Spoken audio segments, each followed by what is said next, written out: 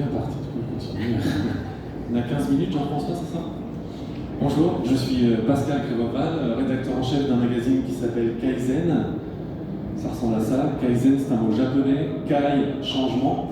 Zen, don. Et derrière le mot japonais changement, don, c'est une philosophie qui dit que chaque être humain ne peut pas changer du jour au lendemain. Il faut faire en fonction de son temps, son énergie. Il n'y a de changement durable, comme dirait Spinoza, que dans la joie. Donc ce magazine, nous l'avons créé avec Cyril Dion, que vous devez connaître ici, donc qui a fait le film Demain, et Yvan Saint-Jour, qui depuis a créé Hydrasil, et Patrick Baldassari. Donc nous étions 4. Et pour reprendre le parallèle que faisait Anne-Sophie, je vais reprendre le parallèle avec l'alimentation. Nous sommes ce que nous mangeons. Alors à vous, visiteur de Primevert, ça va vous parler. Nous sommes ce que nous mangeons d'un point de vue alimentaire, d'un point de vue respiratoire, mais d'un point de vue aussi intellectuel. Et donc, nous, on se disait en 2012, on était 4 à imaginer ce projet, que le constat était fait, qu'on allait dans le mur, et que donc, l'information négative qu'on avait, que ce soit à travers le film de Nicolas Hulot ou d'autres, le Titanic, qu'il n'y avait rien qui bougeait en France, rien qui bougeait dans le monde, et que donc l'information dite négative ne faisait pas avancer les choses. Donc nous, on a imaginé un journal de solutions, comme vient de le présenter Anne-Sophie, pour 2 raisons. D'abord, on l'a découvert après d'un point de vue scientifique, neurologique. Il faut savoir que dans l'histoire de l'humanité, notre cerveau répond à 5 besoins fondamentaux. C'est manger, se reproduire, gagner du prestige, c'est-à-dire le statut social, trouver de l'information et faire le moindre effort possible. Et c'est trouver l'information qui est fondamentale ici aujourd'hui dans le monde, les médias et nous. Si nous sommes là aujourd'hui tous ensemble, c'est que dans l'histoire de l'humanité, toute situation de stress, de peur était enregistrée dans notre cerveau. Et ça, aujourd'hui, en 2020, on a toujours ce réflexe dans notre cerveau.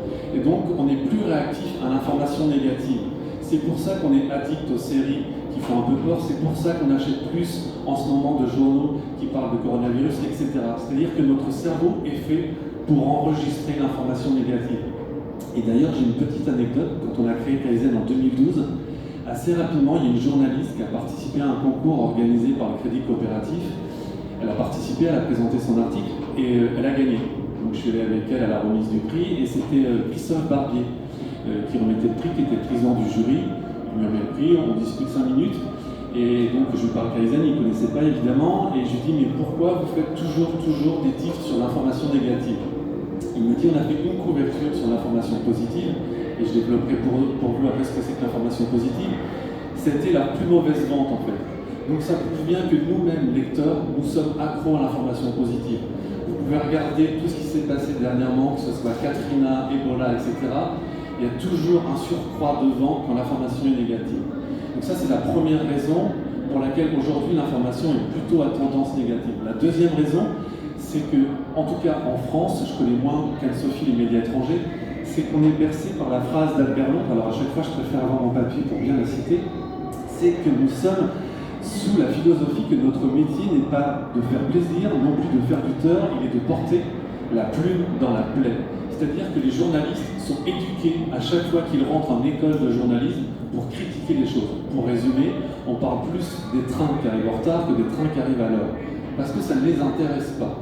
Et donc, quand nous avons créé le magazine en 2012, nous voulons faire exactement l'inverse. À l'époque, ça n'existait assez peu, c'était un vrai pari. Et donc, on se disait, avec ces 2 biais-là, on va essayer de mettre en marche les gens, sans mauvais jeu de mots aujourd'hui en 2020.